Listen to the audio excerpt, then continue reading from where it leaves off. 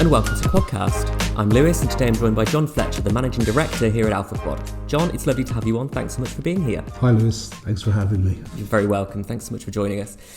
So John, I've got a series of questions to ask you today. This is, for those listening, this is the first episode that we're going to be releasing. This is very, very exciting. And we wanted to start off with the most sort of contextual information that we could possibly give you that will be arguably the most interesting. So John, I just wanted to first ask you, can you share the story behind AlphaQuad's founding? Yes.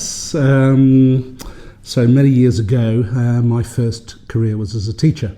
I left university with a degree in psychology and not really understanding what to do with it. I took the option to have an extra year of grant, and so I went down to Weymouth for teacher training, and long story short, got qualified, got a job as a teacher, and stayed as a teacher for 16 years, which was absolutely wonderful. Thoroughly enjoyed it. They bulldozed the school I taught in now. I don't know what you read into that. But I worked with wonderful colleagues. I had fantastic children I taught, and it was really good. But when you do something over and over again, it can lose its luster over time. So 60 years in, I was starting to approach teaching the children of children I had taught, and I thought it was time to make a move. At the time, fortunately, I had become a teacher of IT. I ran the IT department there, and so I was exposed to this wonderful new thing called the World Wide Web, which everybody was excited about at the time. We did lots of work. We delivered the national curriculum on the subject through use of web design tools, and so it became a natural progression to think about, okay, well, can I earn some money out of this? So again, very long story short here, I became involved with someone else who sold inkjet paper and cartridges.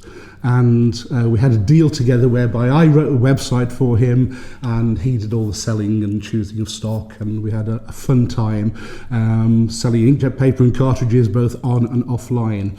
That particular website was one that was spotted by someone I was working with, the MD of a company that produced some software to manage the way that an internal system handled website requests. And we were chatting one day on the phone, and he said to me, I know you're interested in developing websites and the like. He said, take a look at this website Paper Select, and it'll give you some good ideas. This is a good solid website. And I was able to say, yep, I know, because I wrote it. He then said, look, if you ever want to leave teaching and move on, we'll give you all of our contracts. Oh, wow. And so, I handed my notice in, and 6 months later, we started AlphaQuad full-time.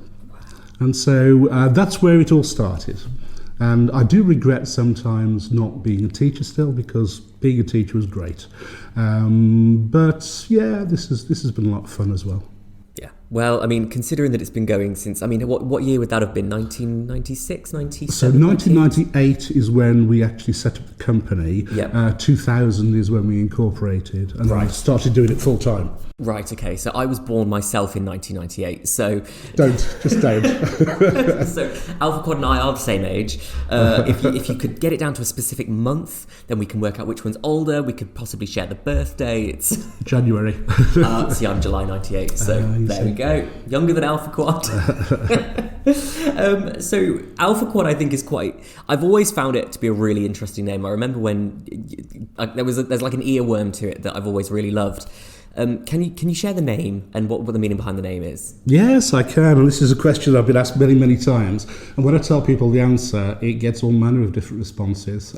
So, I'm a big sci-fi fan, and I'm looking around for a name, and at the time when we were starting up in business, it was important to have the letter A at the beginning, because anyone who put together a directory put it together in alphabetical order, and numbers just didn't work, although I did register a domain called 01 Creative, thinking, that's a really good way to get at the top of the list, but they come across as a little bit odd.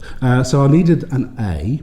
I wanted it to be wanted it to sound something scientific, something, because at the time we were all coding and mathematical thinking and coding and structured thought. It seemed to all go together.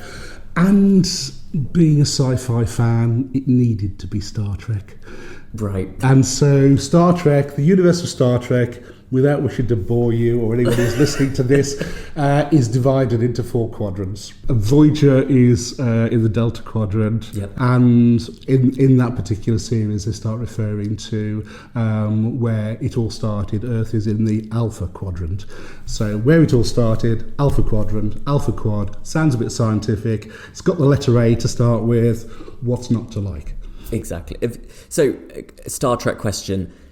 Do you have a particular favourite series of it? Because I know that there's the franchise is inexplicably huge. So, is there a particular iteration of it that you love? I want to say that's like picking your favourite child, but not at all. I like the Deep Space Nine series, probably the best. Right. Okay. That got some meaty stuff in it. There's some interesting storylines and some good characters. But I really do like all of them. Well, that's good.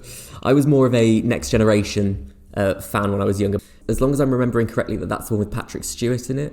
It was with Patrick Stewart, then and I'm thinking of the right one. Such a fan of Patrick Stewart that when someone came for interview the one time, he looked a little bit like a young Patrick Stewart. And as soon as he walked in the door, I thought, I'm sorry, but yeah, we've got to improve. I'm having him. Absolutely.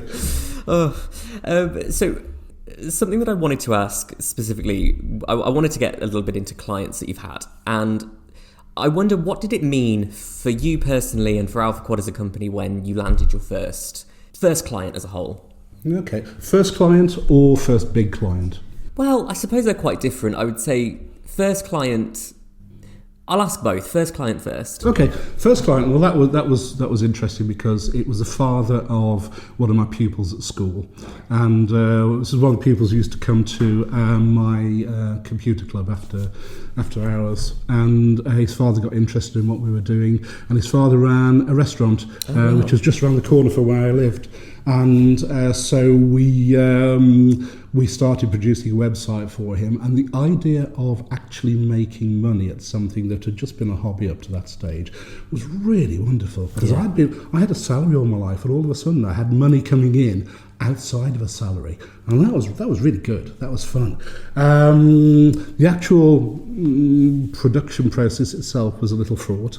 The restaurant had a large bus stop in front of it, not one of the stick bus stops, one of the big shelters, and the guy who ran the restaurant decided he didn't like the look of the bus shelter, so asked if I could remove it using art packages and stuff. And so I spent probably 2 or 3 days with a cloning tool and a day to be Photoshop trying to remove all elements of this bus stop, and we did that, and we got all the menus in place, and it looked fantastic. And he still owes me half of the money. Oh. So I learnt an awful lot on that one. I learnt that, okay, sometimes this wonderful, exciting thing that we were doing can get a bit mundane, and there was a hard reality to the financial side of things. But it was a good website. Well, that's good. But, that must sting. He still owes you that money. That's I don't know. All these years I might later. chase him down. Yeah, it's how many years ago is that now? 26 years ago. At some point you just have to cut your losses and go, it's fine. We've moved on to... Well, you have moved on to bigger and better. Now, yes, the big client. The first big client. So, the context is we were building, and when I say we, I mean me. I was building websites for small to medium-sized companies, small restaurants around the corner, a guy who produced wooden boxes. Our pricing structure was very much bronze, silver, gold. I cringe a little bit when I look back to those days. And we were, I'll skip figures, and because even after all these years, I don't really want to say how much clients were paying. But suffice to say that, let's wind it back a little bit. So where did we come across this big client? And this, to this day, I find fascinating. We were invited randomly by someone to attend an Amway meeting. Now, most people won't know what Amway is nowadays, I imagine, but it was described as multi-level marketing, or more unkindly, pyramid selling. It was, although I think it was actually a very reputable organisation and taught myself and my wife an awful lot about business. Amway was considered sort of the base, the bottom end of doing anything in business at all. Yeah.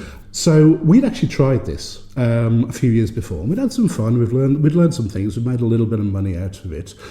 But we received an invite from someone we didn't really know to come to a business meeting to talk about starting your own business. No mention of Amway at all. We turned up to the meeting, and it was very obvious what it was from the very first sentence, because I'd been delivering this type of meeting a few years before. Now, we had a choice there. We could have said, oh my goodness, no, we've done this, we don't want to do it again, and walked out. But we didn't. We're polite people and they seemed nice. And so at the end, when they tried to involve us in their little network, we said, well, thank you very much. It was really interesting. It's not for us, but we appreciate the time, you've taken to sit here and try and, create something for us. And that was it. We went home. Next day, we got a phone call from this lady, Sue, who said, you don't know this, but I work for an advertising agency in Birmingham. We've just had one of our clients ask us a question that we can't answer. And the client was Calagas, and the question was, why isn't our e-commerce website working at the moment? Now, Sue worked for an agency who had no idea about digital marketing, website design, all of that sort of stuff. So I said, yeah, fine, I'll give her a call. Gave the lady over at Calagas a call. She invited me in the next day. I turned up. She asked some questions, I gave some answers, we got on really well, and we're still really good friends to this day. So thank you, Rachel, it was a really good meeting. Rachel sat there and said, look, I'm really sorry, it looks like this is going to work, I like your ideas, but we've hardly got any money left. We've spent most of our budget, we've just got a little bit left over. And I'm thinking, oh, fantastic, that's going to be, bottom end, that's going to be a bronze package now. She asked the question, so how much is it going to cost? What should we do? Rather than saying it's the bronze package, it's this amount of money, at which point she would have probably shown me the door quite quickly, I said to her, well, what have you got? And we'll see what we can do with it. And she told me, I nearly fell off my chair, because what they had spare was 10 times what our top package was, and we took it from there. Now, we could have, at that stage, basically given her the standard top-level package and got paid an awful lot of money for it, but it seemed fairer, more ethical to actually spend my client's money, the way that we would normally have spent money for another client. So we did 10 times the amount of work. As a result, we ended up with bbq.co.uk, working for Calagas, which drove over 3 million people a year through the website, became the biggest barbecue site in the UK, became the, fourth biggest barbecue website by visitors in the world, and we were competing with America and Australia and the like. It really took off. We had all manner of things coming through, but as a result of that, she looked at that and thought, I want more websites like that. Her colleagues looked at it and thought, we want more websites. And so we eventually ended up delivering 17 websites for Cala, the vast majority of which were market leaders. Yeah. And it also meant that because we had 17 websites, all 17 in the top 20 of Google, including all top 10 positions for the phrase LPG, which was a bit of a coup at the time and drove loads of traffic, and it worked blisteringly. And we retained Calagas for, 11, 12 years as a client. And so we went from a small number of SMEs to having a national name as our main client and being their sole digital agency for many, many years, which was really good for us because it allowed us, with their budget level, to try new digital marketing techniques. And so the stuff we developed then, we're still using today. Some very effective things that work exceptionally well. Oh, wow. I think something that I've always found really significantly appealing about AlphaQuad and working here is the client retention. And clients are very happy when they're with us. And I think as much as, of course, we're going to sit here and toot our own horns about how wonderful we are, I think that is something that proves in the pudding effectively. People are happy when they're with us and they stay for a long time because we do a good job. Yeah, I like to think so, absolutely. And we've been very lucky. We've got some phenomenally good clients. Yeah. And the word client, though, is interesting because we don't so much work for companies as people. And so when we worked with Calla, and so it was Rachel I was working with. Yeah. So Rachel, and then Sabrina, and then Paul, and all the various individuals within the company. And that's quite important because part of our role is to make sure that when we're working for our clients, we look at what's important, not just for the company that we're working for, but for the individuals that we're working for. And each individual is unique. They've got their own motivations, the things that they like, that they're good at, things they don't like. And very much what we're doing is we're fitting not just with the company and the company objectives, we're fitting with that person across the table for us. Yeah. And when you realise that, it makes working with them so much easier. And of course, they're all different, they're all unique, they're all wonderful in their own special way. And once we get that sorted, then life gets an awful lot easier and we're much more effective as a team, both the AlphaQuad people and the client-side people. Yeah. I should add on that one, by the way, that not only do we tend to retain clients for a long period of time, the clients, when they move on, the individual members of staff of the company, when they move on, they then tend to take us with them. And so the people I'm mentioning just there, those names I've mentioned, we're still working with. They've moved on in their careers to different companies and we've gone with them. We go with them because they know us, they trust us, they know we're going to do a good job for them. Yeah, exactly. It goes to show that the level of care and attention that you put into specific people at specific workplaces and with specific clients, it does pay off in the long run. It's how you treat people does come back to you in the most philosophical sense of the term. So it does. It really does. John, I'd quite like to take you back to the mid-90s. What was digital marketing when you first started AlphaQuad, and kind of how does it compare to now? What was the landscape back in 1998? It was a lot simpler and a lot more complex. So things were just starting. People are trying to work out what this was. What is the web? What can we do with it? And what did the landscape look like? Well, nowadays we're it's Google. Yeah. I mean, most of the work we do is with Google. We'll touch on Bing occasionally, but Google really came to the ascendancy. And I was able to watch that because when we started, Yahoo was the big player. Yahoo had this complex web portal that you went to with lots of stuff on it. You had people who were coming along on the outside and trying to build simpler portals, such as, let me see now, you've got AltaVista, Excite, Infoseek, Hotbot, Lycos, Ask Jeeves, and all of these people, and with the little Google coming in behind the scenes. One of the key things I was doing at the time to try and get our name out there was to do a search engine's relationship chart.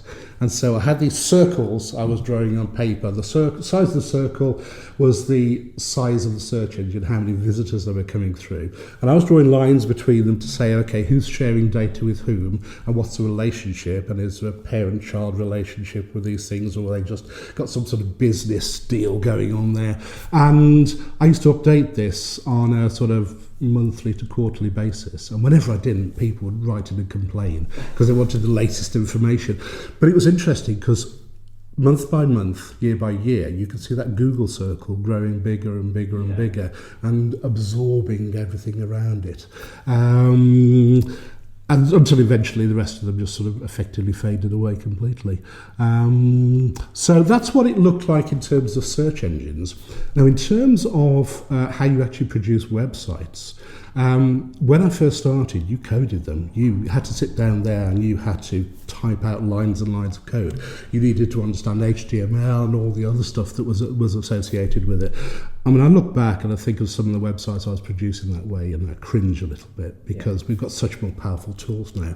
But then you got Dreamweaver came in, which allowed you to do things an awful lot faster, and it was more of a graphical interface that you could put things together. Netscape allowed you to drag and drop things onto the screen really early on, and so it was really quite difficult in the early days to put things together. A website would take a long time to produce. Search engines were quite crude in the way that they ranked people. And so you could throw a keyword at a page an awful lot and you get a good ranking because you put the keyword on the page 200 times. You could build artificial links from a whole pile of other different websites and get a ranking boost as a result of it. I would like to emphasise we've never ever done that. Even in the early days, we didn't keyword stuff. We didn't try and put artificial links in there for one really good reason. It was very apparent early on that the worst thing that could happen to a website by using bad techniques was that it succeeded. Now, it seems like an odd thing. Why would that be the case? Because if you spend a lot of money, you put a lot of links in there, you stuff loads of keywords, you generate ridiculous amounts of content on there, which isn't particularly good for anyone, why would success be a problem? Success is going to be a problem because if things take off, if things work, and in the early days when things work, they work really significantly well. Yeah. I mean, we've had websites that have taken people from getting along, running a decent business to retiring in a year. It's actually happened in the early days. Things just seem to work very, very quickly. So if something works quickly, and let's say you're selling a particular product, all of a sudden the orders start coming in. So you've got to start making more product, and you've got to up your capacity to generate all the kit, all the stock that you need. You need to have more people coming in to actually run all of that. You might need bigger premises. All these things that are associated with success. Anyone running a business will know when things start to succeed, it becomes expensive. You have to start taking risks. Yeah. Now, the website that's succeeding there, because of techniques that really were a little bit dodgy and that Google was actively seeking to make ineffective because you were acting against Google's interests there. Google wants to rank the very best websites at the top, the websites that give you the most information, good products, do all the things that Google wants. Now, Google's trying to stop you manipulating that, and it's very good at doing that. And so all of a sudden, your wonderful website built on shaky foundations is no longer effective. And all those people that are coming through, they disappear. And when the people disappear, then the number of sales you're making disappears. And all of a sudden, you fall off a cliff and you've got all this product, all this stuff, these wonderful premises, and you've got no one buying from you. And that's when it becomes a real problem. I think it was the Google's Florida update many, many years ago, which saw around about 10,000 businesses go out of business because Google had found a way of stopping a particular exploit. And lots of people were relying on it, and then it wasn't there any longer. So one of the worst things that can happen to you if you use inappropriate search engine optimization techniques is that you succeed, because Google are going to get you. It's a double-edged sword, isn't it? There's a certain aspect to it where it's you're damned if you do, if you're damned if you don't. But I suppose it's all part of the risk. It's all part of the fun. It's all part of the quote unquote game of SEO. It is, and it's part of our responsibility as an ethical agency to warn clients that no, this isn't going to work. This is going to be a problem. And clients have left because we didn't want to do certain things. Yeah. And almost inevitably it goes wrong. Which the unpredictability of SEO, I think, can always be part of the most fascinating aspect of the job. It's you never know exactly what result you're going to get, which I think is part of the beauty of it. And in spite of the fact that it can sometimes be incredibly frustrating because you do want the best result, of course you want the best result, it can also then pose that aspect of I want to challenge myself with this and I want this to challenge me. Who can be on top of its toes just that little bit more. It's a fascinating area, and SEO is what we founded the company around. And the reason we based on SEO is that to do SEO well, you've got to get everything right. And so obviously you've got to get your content right, you've got to get the keywords of the content. But if people aren't staying on the page, then it's really not going to count for anything. In the early days, people just left early. Nowadays, Google's looking at people's behaviour, and so Google sees people dwelling on web pages for decent amounts of time, and that's a ranking signal for it. So you've got to get your user engagement right, you've got to get your design right, you've got to think about what messages are coming across, you need to know that the technology behind the scenes is up to scratch, so you're serving the web pages quickly, which is another ranking factor. So everything goes into SEO. So if you get your SEO right, everything is right. So it seemed to be a really good thing for us to focus on in the early day, and you get your score straight away. I'm a big computer game fan, and in computer games, certainly the early ones, you got scores. And when it comes to search engine optimization, you've got your keywords that you know people are looking for, and you know what position you're at in the search engine, sort of. Yeah. Now that's the score, and you add all your keywords together, you add all these individual little scores together, you get the overall score. You get very quickly an idea of how well you're doing. Now, that's great from a motivation side of things, but it's also great from being able to see exactly how well you're doing. And so analytics, the number of organic visitors you're getting coming through, the number of visitors from a search engine who are coming through, the actual ranks you've got, to all the other metrics that flow from that, is a great way of determining, are you doing it right, are you doing it wrong? I think there's significantly more than people really realise that goes into it. And I think before I started working at AlphaQuad, I hadn't realised that SEO was as complex as it was. Friends of mine that work as copywriters and have spoken to me about it previously, there's always been an aspect of, okay, well, it's just content writing, and that's, how hard can that be? And the answer is actually quite hard at times. At times, quite easy, depends on the severity of the content. And at times, it's really challenging. It's interesting because you say it's complex, and it's one of those weird things that's complex because of its simplicity. Yeah. At its base, if you want to rank well, you've got a keyword. You just need to make sure the page you've got talks about that keyword. It's in the title, it's in the body content. Yeah. Other terms that are related to that keyword, so latent semantic indexed phrases, are in there as well. So it's not that difficult to do, but it's not one keyword. When people look for something, they'll look for a plethora of different phrases, or sometimes just two phrases that are really common. So, for example, I mentioned Caligas already. When we joined them, they were wanting to optimize for the phrase gas cylinder, because that's what they call them inside. But nobody else was really calling them gas cylinders. Everyone was calling them gas bottles. And so a simple little change from one phrase to another phrase meant that we were able to increase, I think it was about 35%, the number of visitors that were coming through, because we were optimizing for the phrase that people were looking for. So that's really simple to start with. But then, again, to use the example of Cala, more people were looking for phrases associated with the use of the product than the product itself. And so people were looking for phrases associated with gas barbecuing, for weed burning, and that was a whole different problem. When I say weed burning, it is getting rid of the weeds in fields so that they can plant their crops. We got a lot of traffic for a slightly different use of that phrase. For driving forklift trucks, for heating homes. So when you look at building an SEO campaign, we needed to look at the motivation of the people who are wanting to use the product. What do they want to use it for? Talk about that, and you're naturally then getting the right sort of people. NFU Mutual, when we became their digital agency, we moved the focus away from insurance phrases and onto phrases that were associated. So, for example, horse insurance would be a key phrase, but yard security or horse tattoos or horse theft, those are phrases that were attracting more visitors who were very appropriate people for the product. And then if you stitch it all together properly, you find that all these sub-phrases, all these sub-ideas then allow you to promote the main phrase more effectively, and you become number one for that, which we did. Wow.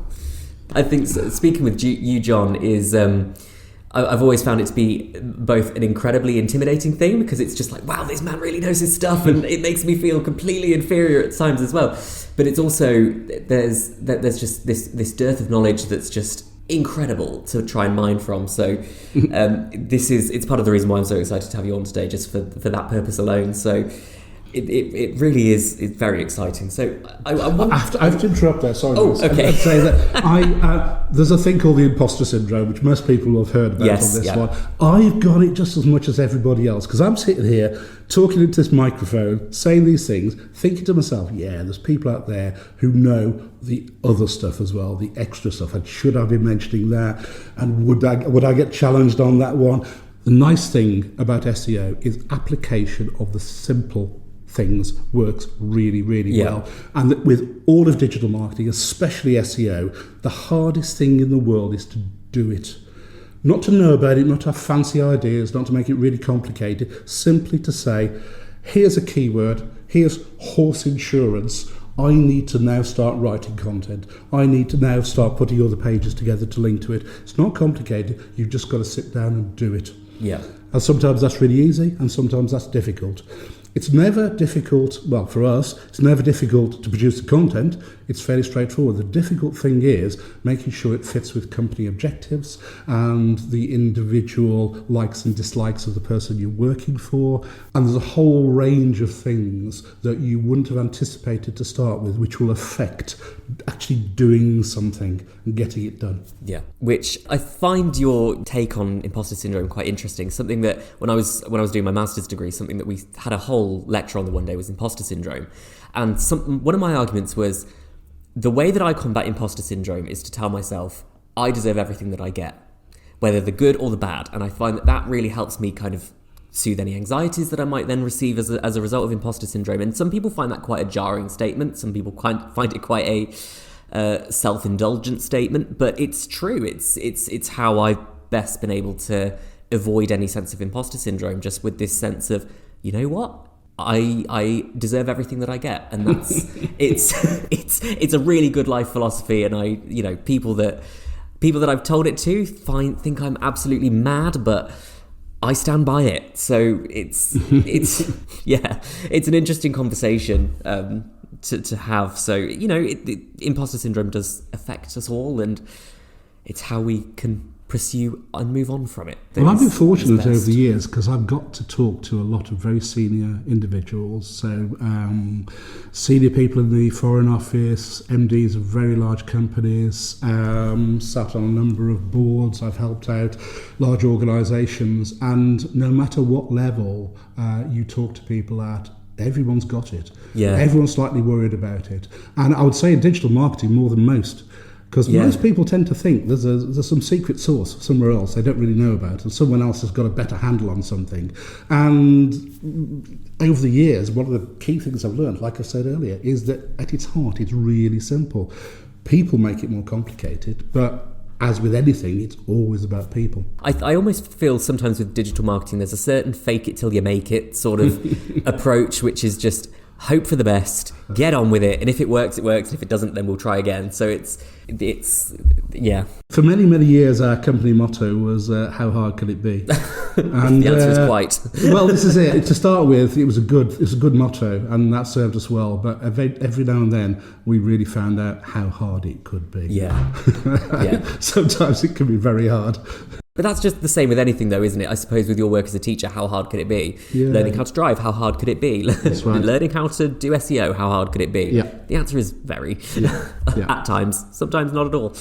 John, I'd quite like to move on now. So, obviously, with the clients that you've had over the years, I think that being that you've been around the best part of nearly 3 decades, how have you found that in that time that client expectations have changed? Because obviously there's been this with new advents and new technologies and in differing ways that people do things. How have you found that expectations have changed? Yeah, that's interesting, because when I started, it really was very much, I need a website because my competitor has got a website. Right. Or my son's told me about this. It sounds like a good idea. I think I'll get one. People didn't really expect websites to be that important. I mean, even the advocates were thinking it's just part of my marketing mix and I'll add it on there. And consequently, not a great deal of work was done with sites. There wasn't a great deal of competition. The competition you did have wasn't particularly good. So it was what's the expression? I think it's that in our business, you don't have to be very good to be excellent. Now, That slowly started changing. It started changing because people saw the results. All of a sudden, people were finding that the web was bringing in an awful lot of traffic, an awful lot of business. When people were sitting down and saying to their customers, well, where did you find us? Which is a really rare thing for a company to do. Almost nobody does this. When they did, they found that people were saying, oh yeah, I saw you on the web, I saw you on Google and the like. And because digital marketing is something that apparently is easy to measure, it actually isn't as easy as people think it is, but apparently is easy to measure, and your standard brochure or your advert was very difficult to measure the results that were coming in, people started to pay a great deal more attention to the whole thing. So the biggest thing that's changed over the years is people now take it very, very seriously. Yep. Well, most people do in most sectors. There are some sectors where they are a few years or a few decades behind other sectors. I shall name no names. No, yep. But we do find now that it is something where people they're not just doing it, they're not just ticking a box, they're not just choosing an agency, they're choosing the best agency. Yep. They want to know the differences between the agencies and what value added they can bring to the whole process. That's one big thing. The other significant change is the way things are done. I mean, earlier on I was talking about how we had to code everything from scratch. Nowadays we have so many tools to make life easier. I'm not entirely sure that fundamentally the products are that much better. Now, not with the really early days, definitely better than the really early days. But my colleague Tim, who's going to be recording a podcast later on, he is really good at putting together code and to actually putting together systems that people will be able to use effectively. Now, at that level, at Tim's level, yeah, it hasn't improved very much. What has improved is the speed at which we can do things. Yeah. So, and I know we'll talk about AI at some point in the future.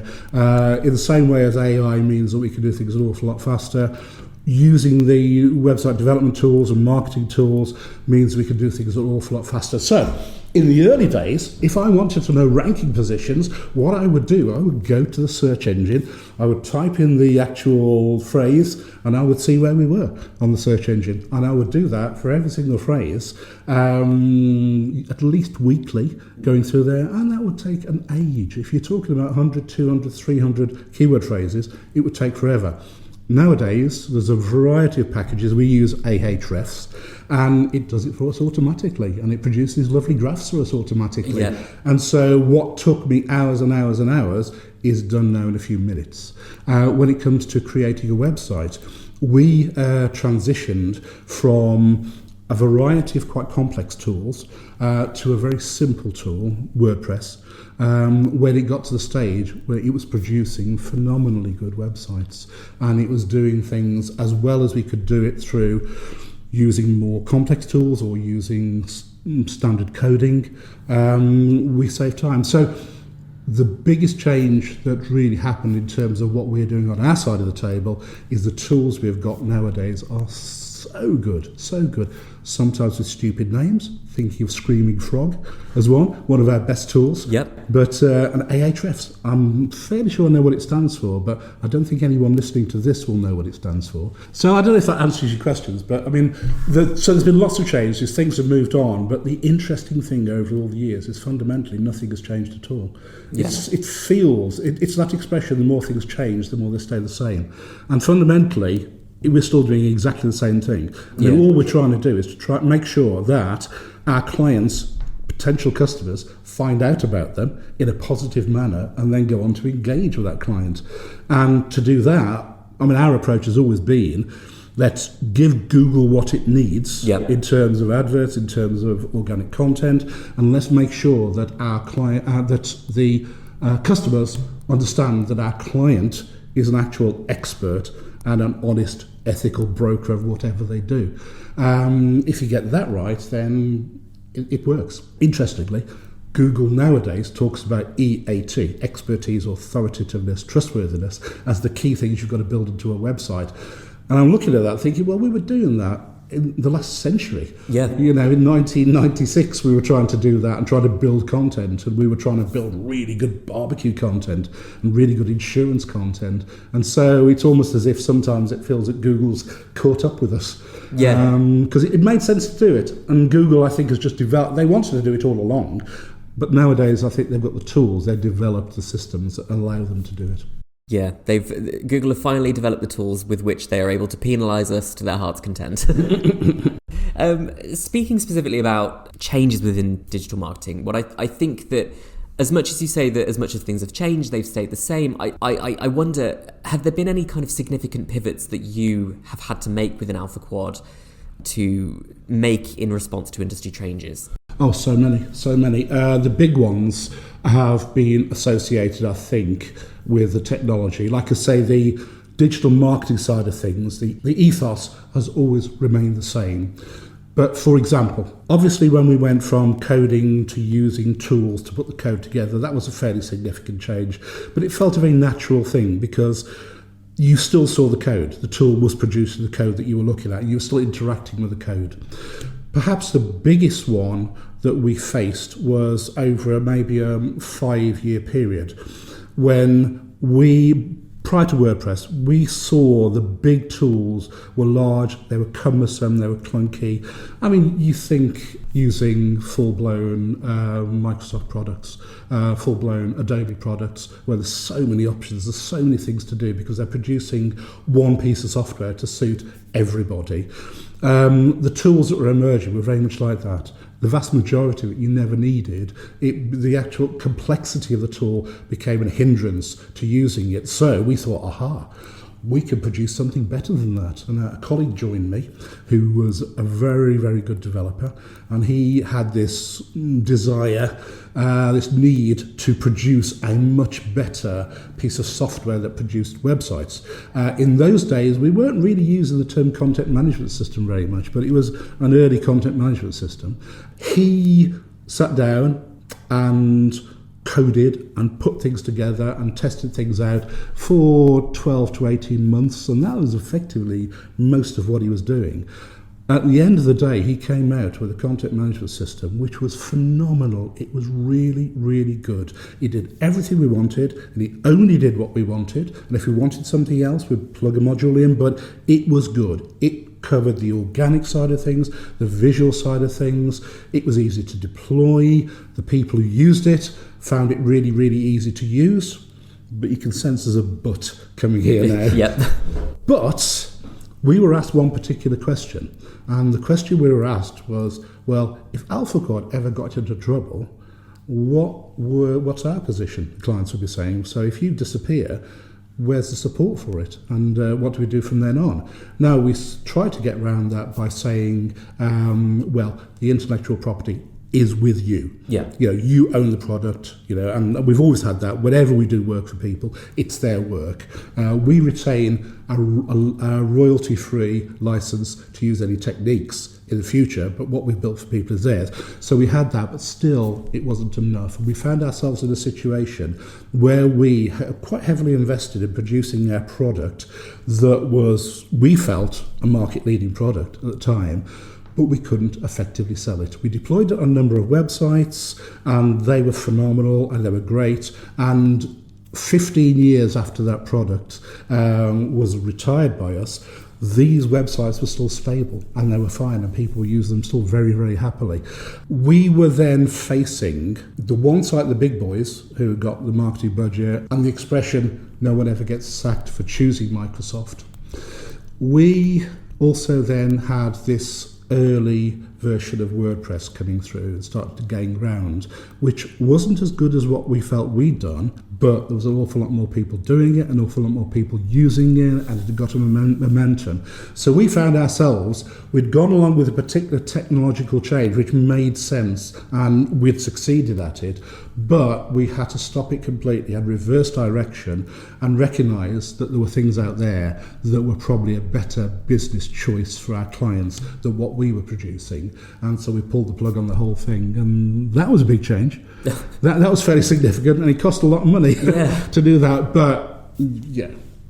those are the breaks. Yeah, I suppose that comes with the territory, doesn't it? It's if it's that unpredictability like we discussed, it's you never know what could go horribly wrong, and hopefully nothing ever does, but you have to have that plan in place to make sure that if something does go horribly wrong, you can fix it. And in this case, it went horribly right. I suppose it's better to have things go horribly right than horribly wrong. It's a much nicer, cleaner statement to be able to say. I'm not entirely sure which one costs less or more. I suppose horribly wrong, because you can start from scratch. If it goes horribly right, then you can, I don't know, you can pick up the pieces and try and start again with some aspects, but then you're kind of left over with bits that might work and bits that might not. And looking back, I think that's the only really big one that went not horribly wrong. It just, it was the wrong direction for a while. We've been very fortunate over the years. And in terms, going back to the question of whether we had to make big changes, whether we had to reverse our positions, very, very infrequently. Another big one, actually, of totally different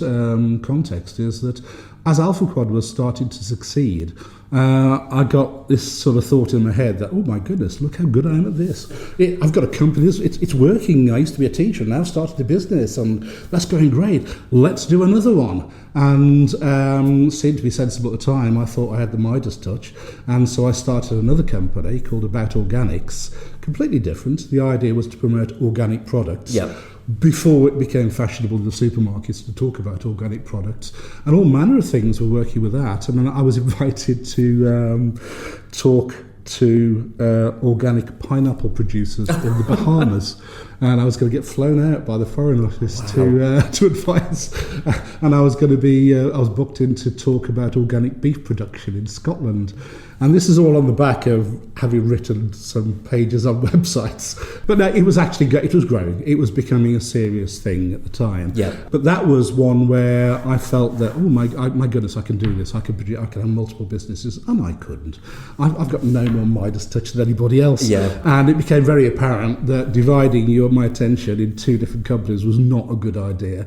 And No. we both started going the wrong direction. And I realised that no, I've got to focus on things. And I was just actually giving some advice to a nephew of mine who wants to start a business, and he came along and sat next to me yesterday and said, I know what I've got to do is try loads of different things and see which one works. I said, stop, no, really don't try loads of different things, because you'll spend 10 minutes on each one, and you need to spend a lot more than 10 minutes to actually make a success of anything.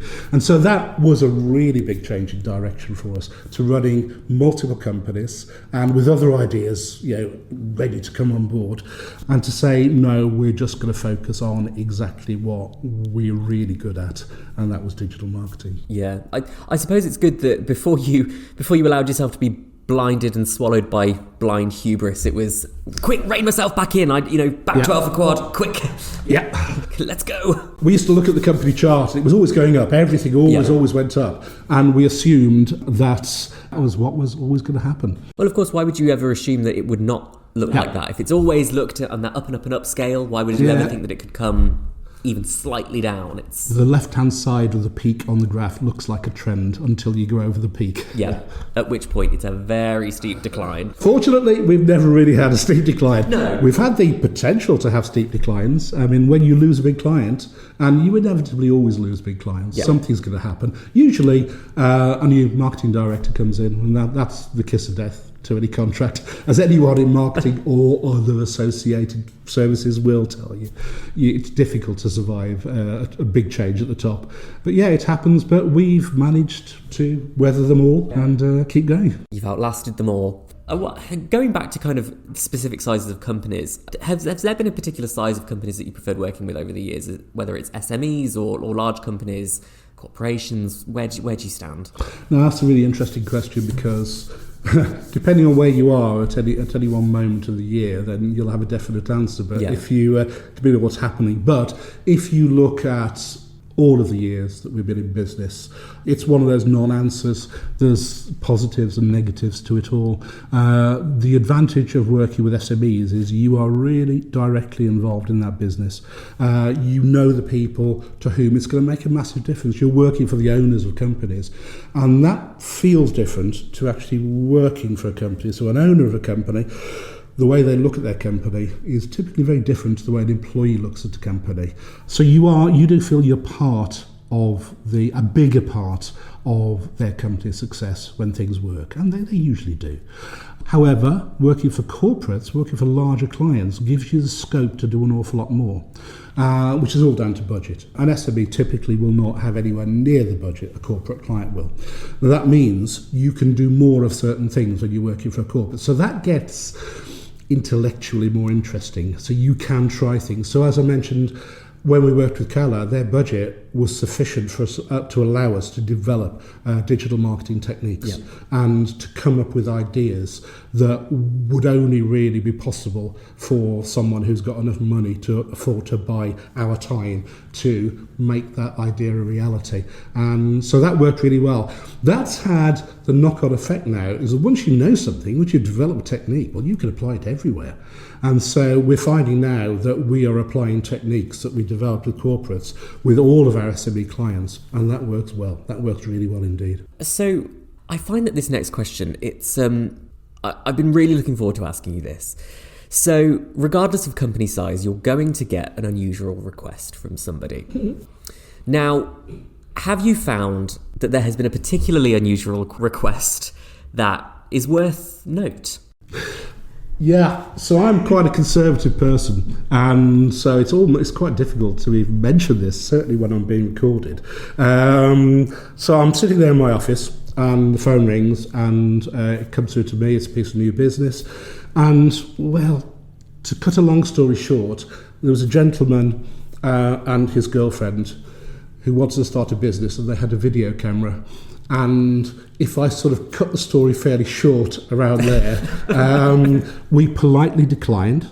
Yep. We said what you need to think about if you're doing this are the following factors, and you probably need someone to explain the following things to you, but we don't think it's your style of business, your choice of sector is necessarily going to fit with what we feel comfortable helping to work with. That was the one. We were also approached in a similar vein, but along the same lines, by a producer of, I think it was Channel 4, I'm not sure. But anyway, producer of a programme called The Naked Office, where the idea was to get people to feel so comfortable working together that they could do it naked. Oh. And no, that was not going to be us. No. I think I would have lost a lot of staff very quickly. What amazed me is that I think the programme actually got made. I didn't see it ever, but I think it actually filmed and people were prepared to do that. Oh, it was retooled into Naked Attraction. It was... Oh my God. Well, thank you for sharing that unusual request. I think that, maybe I'm a little bit more liberally minded, but even I wouldn't feel one of, even me personally, absolutely not. No.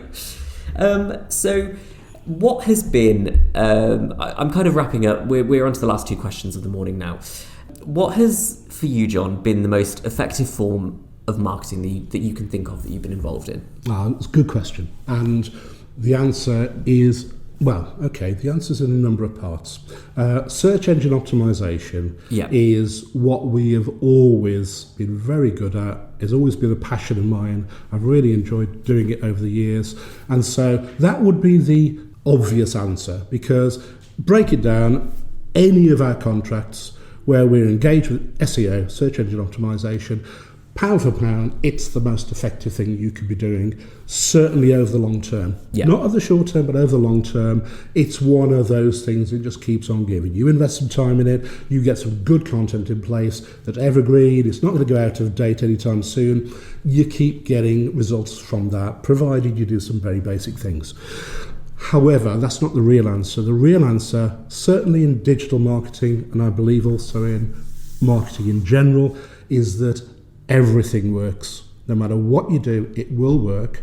And the more things you do, the better it becomes. There's a phrase, there's this thing associated with the idea of a gestalt, where the whole is greater than the sum of the parts. That really applies in marketing. All of those individual things you do, provided that they fit together well, will become greater than the individual value of those components. So the answer is, what type of marketing works the best? It all does, with the proviso that you need to link it together.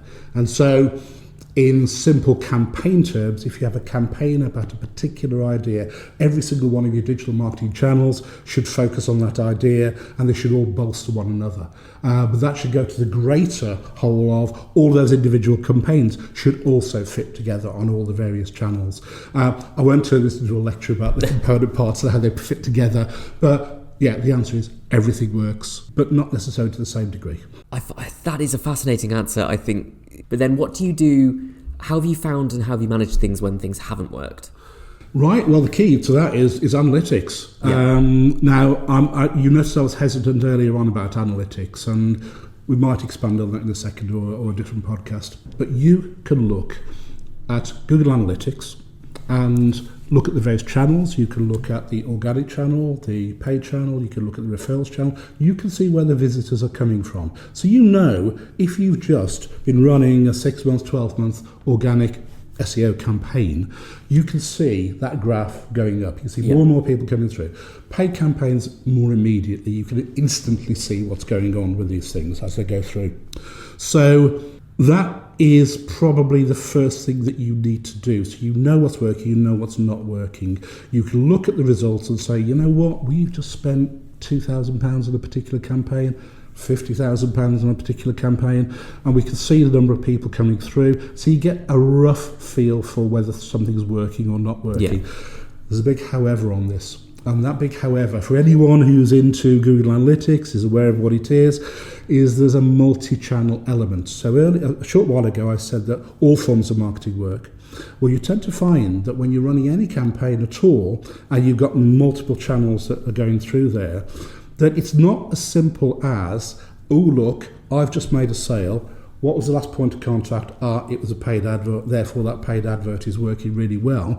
If you scratch the surface a little bit more, you find, certainly for considered high-value purchases, you're looking at a situation where there were multiple interactions to lead to that conversion, to lead to that sale or that engagement with the client.